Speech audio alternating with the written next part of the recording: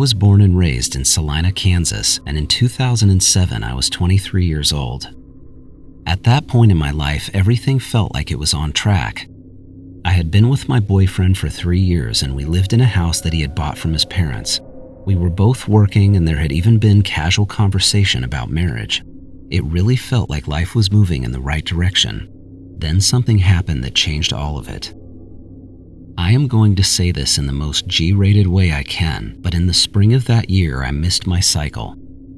I had never had that happen before and was telling myself not to worry and hoping my body was just off that month, but then a week went by and I couldn't ignore it. One day after work and before my boyfriend got home, I stopped at the store and bought a pregnancy test. I'll never forget the anxiety I felt standing alone in the bathroom and waiting for the result. When I saw that it was positive, I felt completely stunned. We were absolutely not trying and it was a total accident. As shocking as it was though, I wasn't upset. I was scared but also happy since we had already been talking about marriage and I had always known that I wanted to be a mother someday. At the same time, I was raised believing you had to be married first, and I remember thinking about my parents within the first 10 seconds of seeing the positive test.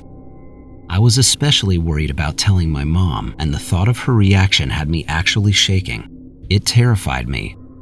But still, above all that, I couldn't help feeling a little excited. I did not tell my boyfriend that night, and the only person that knew was a very close friend of mine at work. She could tell I was a mess over the whole thing and recommended taking a second test just to be sure. She also told me to try a different brand, so after work I did that and bought a 2-pack of tests that were another brand. I took one of the tests that evening and did the other one first thing the next morning. Both were positive. There was no doubt I was pregnant. Before work that morning, I finally told my boyfriend. We just sat there feeling everything together. It was a little overwhelming but also strangely joyful because we were deeply in love. That same day during my lunch break, I made an appointment for my first prenatal visit at the doctor and they scheduled me several weeks out. Based on my own math, I was most likely 4 to 5 weeks pregnant, so by the appointment I'd be roughly 8 or 9 weeks along. We had also decided not to tell any of our family until after my appointment just to be on the safe side. We knew his parents would be ecstatic. It was mine we were worried about. A few weeks after this, I had been at my friend's house up in Bennington, about 20 minutes away. Whenever I'd go up there, I would take a back road to and from her house because I didn't like driving on the highway, especially at night. It was around 9 o'clock when I left her house and was making my way home on this road when I noticed something very bright coming up behind me. I thought it was a big truck with bright headlights, and since the road is completely straight, I slowed down and moved slightly to the right so they could pass me, but they never did. These lights got right behind me and were unbelievably bright. So much so they were reflecting in all of my mirrors and right into my eyes so I could barely see the road. I went from going about 55 miles an hour down to maybe 25 and moved as far right as I could without going into the gravel. Then I watched something come directly over my car. In just a second or two, it was in front of me, and I don't even know how to tell you what this looked like. I could really only see the underside of it, but it was jet black, and there were all kinds of angles on the bottom.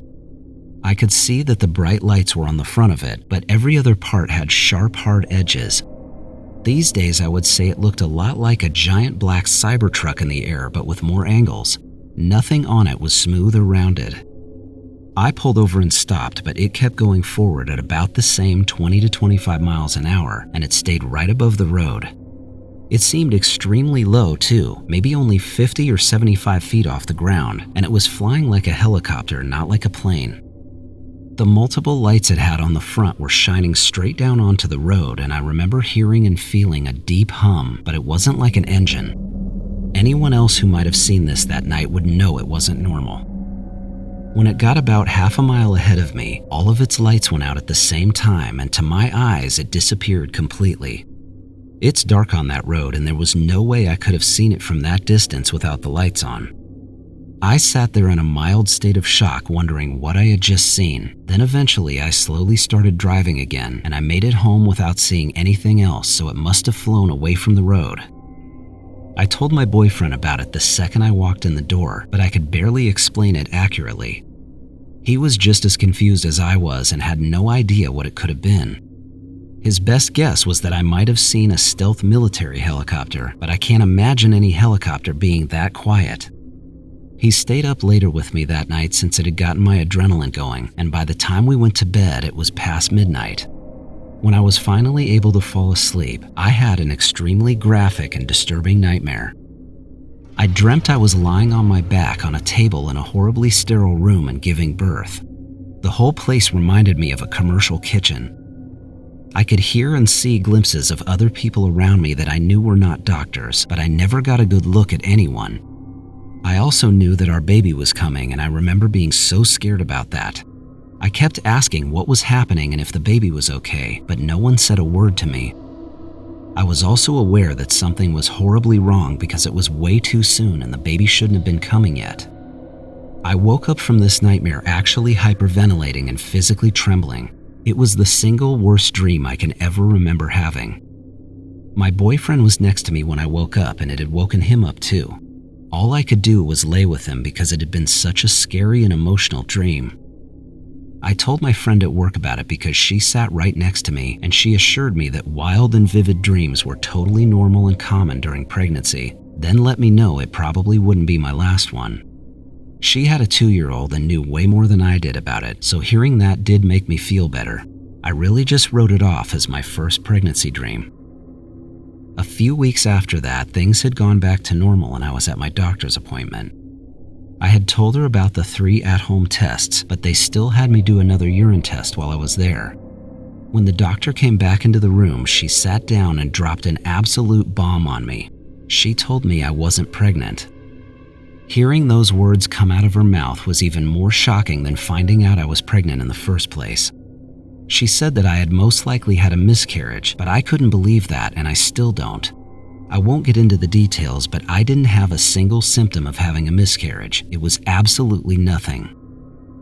After that appointment, I felt a slurry of emotions from sadness and confusion, all the way to anger and even a little relief because of my parents, but mostly it felt like a loss. I remember sitting in my car and saying out loud that it was in God's hands. The months that followed this were slow and heavy for me, and I think I went through a period of depression. It hit me a lot harder than I thought it would have for the short amount of time I'd been pregnant. About a year after all of this happened, most of it had faded and my boyfriend and I were engaged and planning our wedding for later that summer. I think I had grown into a stronger, more mature person and everything had felt good again. Then, completely out of nowhere, I had another wild pregnancy-level dream.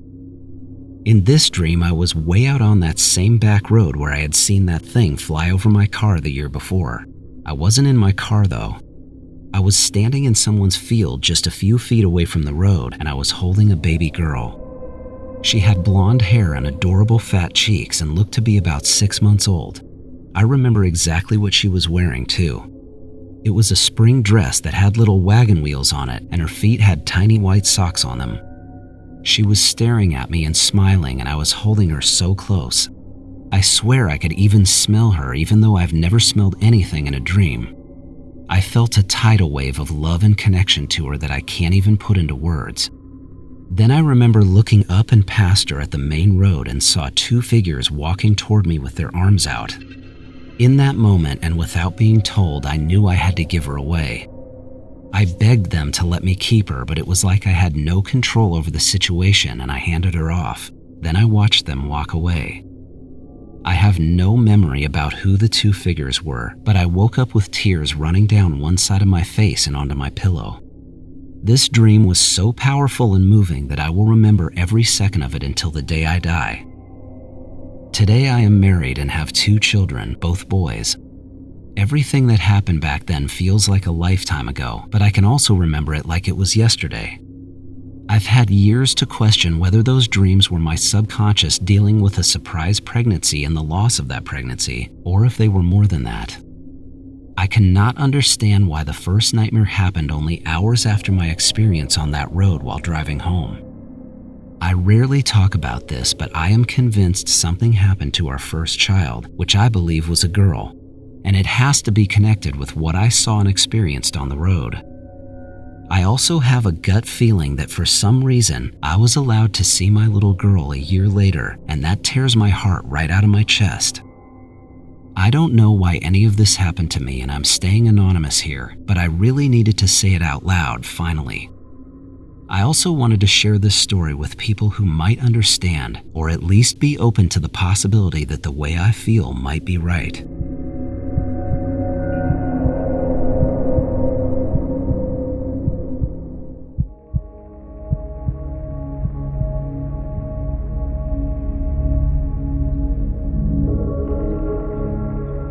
My name is Andrew McCartney. I am 63 years old and live with my wife Janet in the East Yorkshire town of Hull in the northeast of England. My story started in 1980, on Boxing Day to be exact, the 26th of December. I was 19 at the time and still lived at my mother's house in the east of Hull. The punk rock scene was going then, and I was a regular at the Welly Club, a local venue for alternative and punk music. There weren't many of us in Hull back then because the media had convinced the public we were enemy number one. It was around 9:30 on a very cold Friday night and I was skint, so my mom had given me a few pounds for a beer or two. I threw on my leather jacket and boots and took the long walk to the Welly. In those days, we took shortcuts to avoid being beaten up by thugs. I arrived at the club around 10 p.m. and stayed until 11:30 and only had one beer, then I left. Outside, I remember the pavement and roads were glistening with ice, so I had to walk carefully. This was when I first noticed something felt odd, but I carried on. While walking through a housing estate on Beverly Road, I slipped and took a pretty decent fall. I managed to get back up, but again, something just felt off. Then, in an alleyway at the back of a day center for the elderly, I stepped in an ice-covered puddle and the sound it made as I pulled my foot out was not normal. But since I was freezing, I just wanted to get home, so I kept going. I then cut through a children's park on Waterloo Street, and for whatever reason, as I walked past two concrete sewer pipes that had been put there for kids to play on, I stepped inside one of them and had a cigarette. While I was in this tube, I saw a flash of light to my right. When I looked out, maybe 200 yards away on a large grassy area, I saw what resembled a large illuminated marquee. I reasoned it must be some kind of private party for Boxing Day, and as a young man, my first thought was free beer, food, and girls. As I started to walk toward the thing, I could see smoke or mist like there was dry ice on the ground. At about 20 feet away, the hair on my neck stood on end, and I could feel resistance against my legs like walking in a swimming pool. This next bit is odd, but I heard a voice. Then on the ground, I saw colored tiles lit up like a disco dance floor leading to what I took to be the entrance. This thing was 20 or 30 feet across, maybe 12 feet tall, and was shaped like a dome tent with a batwing dip in the middle. I put my hand on its surface and leaned down to try to look inside. In the blink of an eye, my mom woke me loudly by saying Andrew, and I was on my back on our living room sofa. I jumped up completely shocked and my jeans were gone. I told my mom I didn't have a clue what had happened, then ran upstairs to make myself decent. This was on Saturday the 27th. I spent all morning retracing my steps and trying to find my brand new black Levi's, which I never found. As the years passed after this, it was mostly forgotten. I got married, had 3 sons, and worked on oil rigs off and on through the 80s and 90s. I even went to university during that time. I also got divorced, then met Janet in 1994, and we had a daughter who is now 25. Somewhere in all of this, I became friends with our neighbor Sean, who ran the local neighborhood watch and happened to be part of the whole UFO society. In all honesty, when I met Sean, I had no interest in UFOs. I was into football, music, and horror movies, but I attended a few meetings and made some good friends. One meeting was also attended by Larry Warren, who was the first military whistleblower of the famous Rendlesham Forest UFO case, where multiple U.S. Air Force personnel witnessed a craft in the air and on the ground over multiple nights. I am naturally skeptical, but this one was hard to dismiss. After that meeting, Larry, Sean, and a few others went to Sean's for a coffee and I joined them. I was absolutely fascinated by what I heard that night, and some of the things Larry said sounded so familiar, but I couldn't explain why. The next day, my mom visited, and Larry had popped over to see me at the same time because we had a similar interest in music. My mom had overheard us talking about Rendlesham, then reminded me of the weird thing I had experienced on Boxing Day. In that moment, it was like the past just whooshed up to meet me and I remembered everything. The dome tent, the odd feeling I'd had that night, and the stepping stones. When I looked back on it, it felt like everything had happened in a vacuum. There were no other sounds outside of my breathing and my own footsteps. I could even picture the puddle I'd stepped in, and the memory of it was in slow motion. Larry and I spoke about it late into the night, and my mom was shocked when she heard the details of what I'd remembered. Larry mentioned other things that were meaningless to me at the time, but later and after some research, he was 100% correct at every turn. As the year 2000 approached, Larry and the whole UFO Society had organized a trip to Suffolk around the Rendlesham anniversary date, December 26th, and I attended.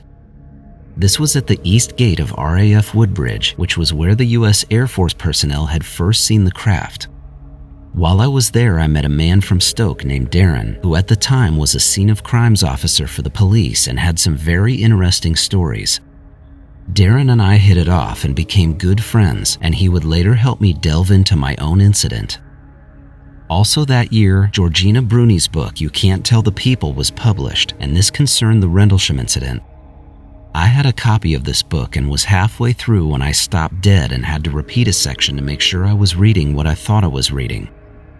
During a conversation between Georgina Bruni and a military witness, it states that Colonel Richard Spring was contacted by the Hull police about a similar incident at the same exact time. I was gobsmacked when I read that. I was not going mad, and I had not imagined my own experience. Larry and Darren were also astonished by this. Darren and I had discussed looking into it, but Larry was much more cautious and gave me some very ominous warnings. I was informed that if I dug deep enough, they wouldn't like it, and that my mail and telephone calls might be monitored, as well as possibly being followed. In 2002, at one of the Hull UFO meetings, Sean had typed out a brief summary of my experience and read it out loud to the attendees. Later, a well-known hypnotherapist, Steve Burgess, gave a talk on possible regression cases. Afterwards, Steve approached me and said my story had intrigued him enough to where he wanted to find out what happened during my missing 8 hours, then offered to do a session for free. Later that month, I took him up on that and went to Steve's practice. He was very kind and extremely professional. He explained that he usually helped people with phobias, smoking, and other similar issues. Regression was a new avenue for him, but he had seen great success in using it. He also told me I would not be under as I'd always thought, but instead I would just be very relaxed. The session was indeed very calm and relaxing, but it was also strange. And by strange, I mean when Steve would ask me questions, I would answer, but I didn't know where the details were coming from. He never once led me on or directed me one way or another. At the end, I thanked him, and the only thing I could say was, where did that all come from?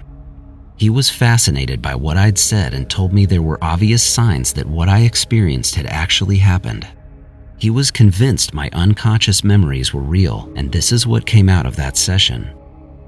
When I had been walking home that night in 1980, I was somehow pushed toward the ground. This was when I saw the icy puddle under my foot crack and splinter in slow motion. I had also heard it echo like I was in a tunnel. I remembered smoking a cigarette in the concrete pipe and seeing the light in the large dome tent that I thought was a party. I also remembered the mist on the ground and the illuminated glowing tiles, as well as the weight of my legs, which felt like I was wading through a pool. There was something else though, and it was this odd sense of happiness accompanied by a voice that was not mine, compelling me to look at the floor.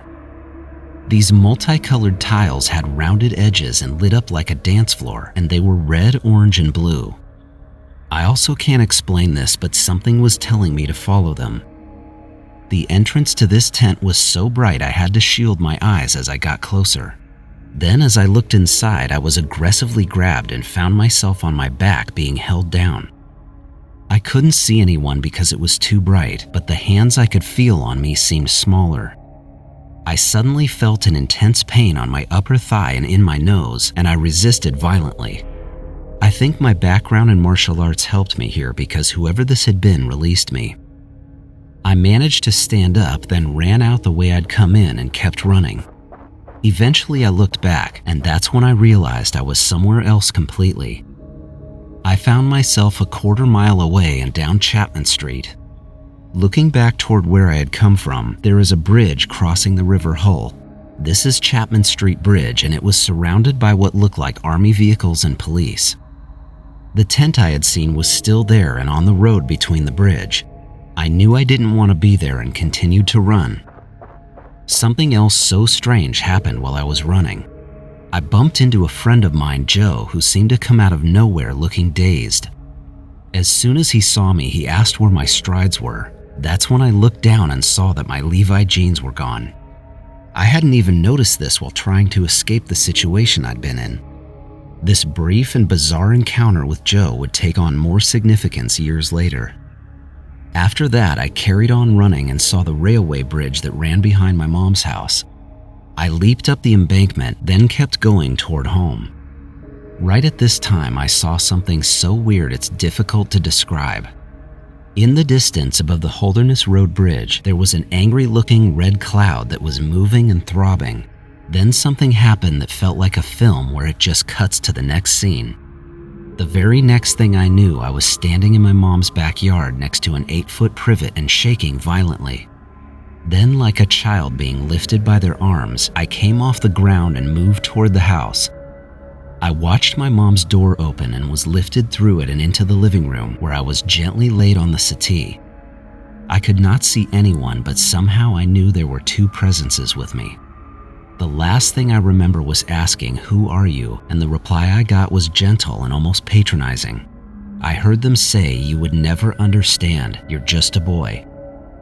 After my hypnotherapy session, Steve told me he had seen people pretending or acting things out on purpose during hypnosis, and he could spot these behaviors easily. What he observed with me was a very real and lived experience, regardless of what it was or wasn't. It was after this session that Darren and I began to seriously research the whole incident, and we had no idea what we were getting into. Through Sean, we were introduced to a retired boxing coach named Mike Bromby. Mike said that his son, Mike Jr., had been coaching at a local boxing club when apparently during a discussion about UFOs, a quiet policeman named Peter spoke up when someone dismissed the subject, and he referenced a strange Christmas sighting in 1980. He refused to elaborate, stating the officers involved had signed the Official Secrets Act, but Mike believed that Peter might be able to help with our research. After finding Peter, Darren offered to contact him since he was also a serving policeman, and eventually reached him by phone at the Hull Central Police Station.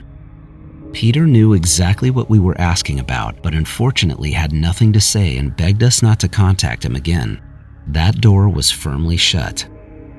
Darren was later advised by a colleague that police notebooks which log all incidents are archived, and after multiple inquiries, we arranged a visit. When we were at the archive, Darren presented his warrant card, and we were escorted to a small room where an elderly archivist came in with the police notebooks from Hull East covering December of 1980.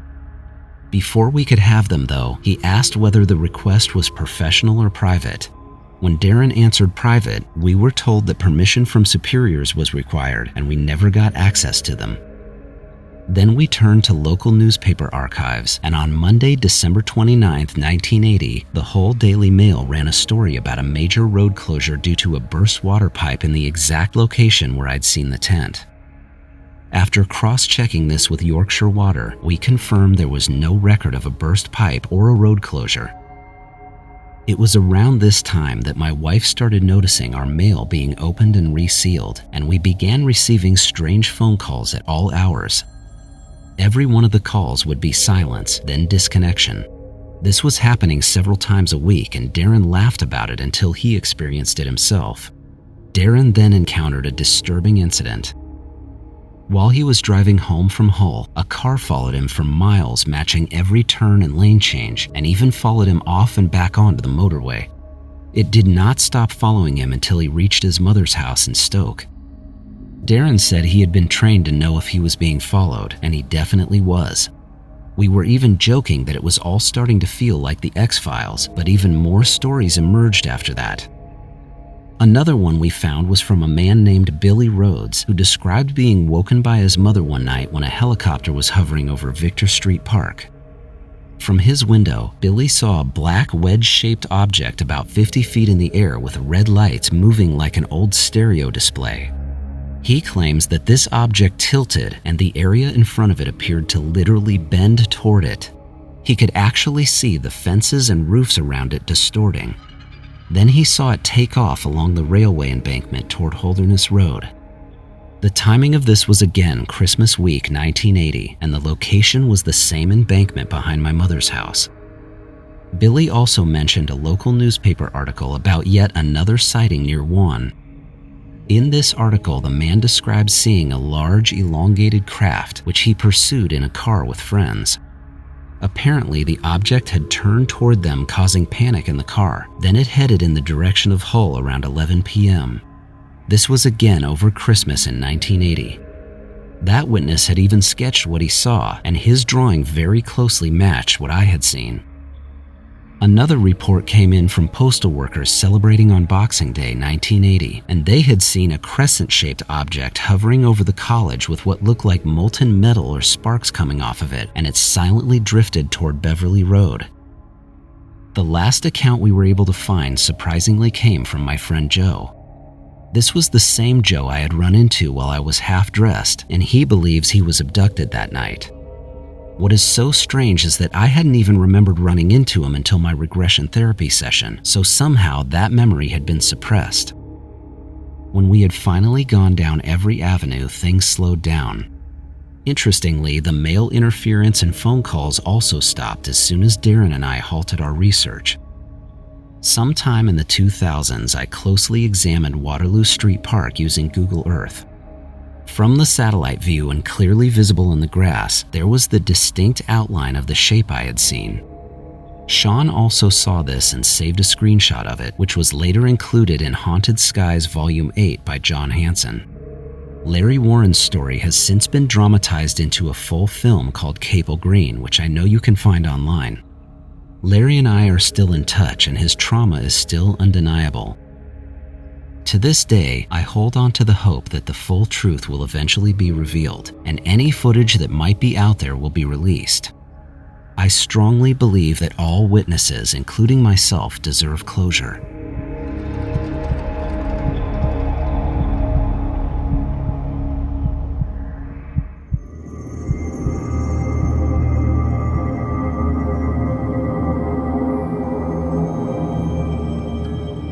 A few years ago, I had a very unexplainable experience where I lost a section of time from my life, but it didn't involve seeing lights or crafts or anything else.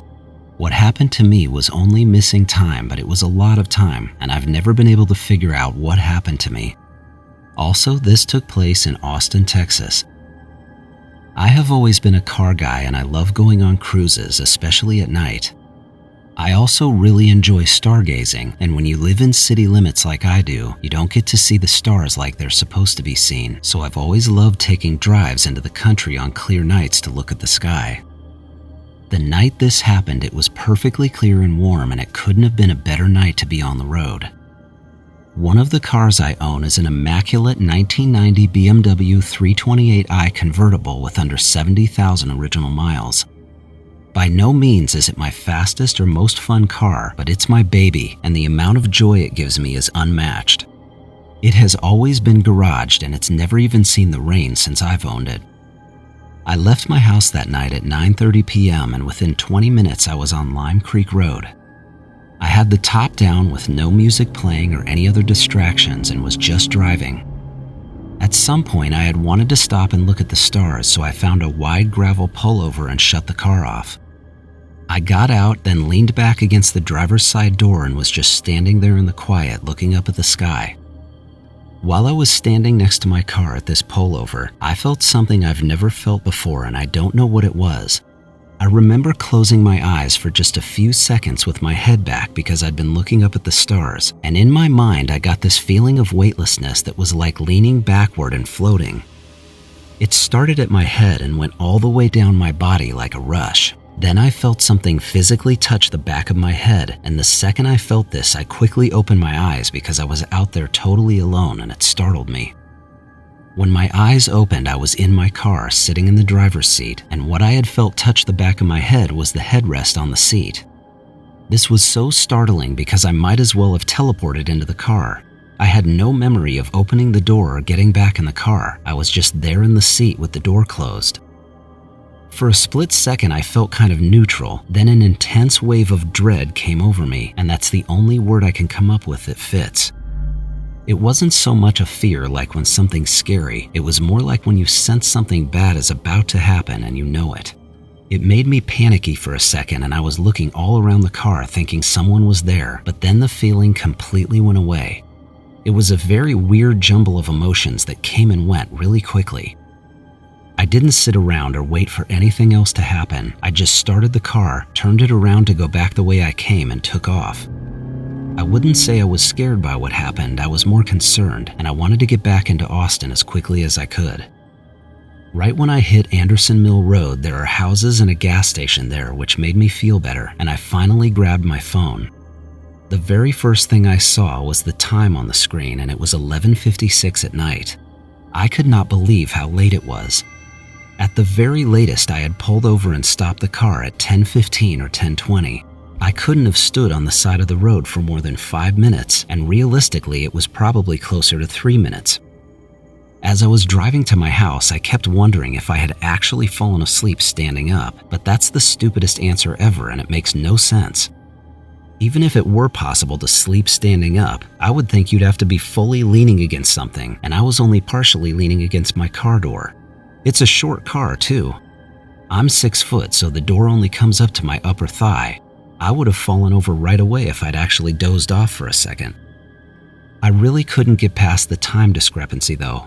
If I had gotten out of my car at, say, 10:20, there were about 90 minutes missing. I have never lost track of time like that in my life. I've never even lost 10 minutes, and the idea that I somehow stood next to my car on the side of the road for an hour and a half without knowing it is, to me, categorically impossible. There is no chance that's what happened. I thought about something else too. Even in a hypothetical scenario where I did fall asleep standing up, it's not like no one else drives on that road. I'm sure dozens of people would have gone by in that amount of time, even that late at night. I didn't hear or see another car the entire time, and to me it felt like I had only closed my eyes for a few seconds. When I finally got home, I noticed something else that was extremely troubling. I pulled into the garage and put both of my hands on the bottom part of the steering wheel and was just trying to figure out what was going on. When I did that, I noticed that the wheel felt dry and chalky. It felt like I was touching flour or a really fine dust. When I pulled my hands back, I rubbed my fingers together and there was the slightest amount of residue on my hands and on the wheel. It was barely visible, but I could see it. I got out and turned the overhead lights on in the garage and looked all over the inside of the car, and there was this fine powder coating everything. It was on the dashboard, the seats, and the center console. Even the inside of the vents had a coating on them. It was everywhere. I walked all the way around the car and didn't see as much on the exterior, but there was some in the cracks of the hood and the doors and even the side mirrors. It looked like my car had gotten a perfectly even dusting over the entire thing. I guess I hadn't noticed it on the drive home because I'd been so preoccupied by what had happened, but I keep that car spotless, always. I had even thoroughly detailed it that week, and it was perfect when I left the house. I am extremely anal about my cars, so when I say it was clean, I mean showroom clean. I remember staying in the garage for a while, checking it over for any other issues, but that was all I found. The only other thing I did was run my California duster over it before going back in the house. The last part of my story may or may not have to do with my lost time, but the weekend after it all happened, I was in my driveway detailing my car again. While I was working on the inside, I noticed a small hard bump in the weirdest place on my hand. It was right on the top skin in that spot between my thumb and my index finger. I realized this could have been anything, but I noticed it and it wasn't there before. It wasn't painful or itchy or even red, and this might be gross to some people, but I could push on it and actually move it around like there was something under the skin. I have no idea if this was some kind of bug bite or an allergic reaction to something, but it was there for about a week, then it just went away on its own and it's never come back. Like I said, that could have nothing to do with my experience. I just found it very coincidental. I'm positive it wasn't there when I was driving that night, then it just seemed to show up afterward. I want to reiterate that I didn't have any kind of sighting or alien encounter. I only had a complete loss of time. But the way it happened and the fact that I had been standing upright when it did blows my mind. If something did happen to me out on that road, I have absolutely no memory of it, and I've never had even the hint of a clue or flashback that might help me figure it out. I suppose that might be a good thing though. This was the only time in my life where something left me utterly clueless, and every bit of what I experienced seems impossible to me.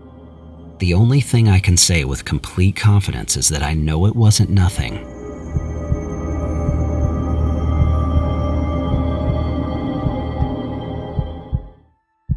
I want to thank everyone for watching another episode of Skywatcher Stories. If you like hearing these personal experiences of strange sightings and alien encounters, please subscribe because I upload new episodes every week and it really helps the channel. Until next time, keep watching the skies.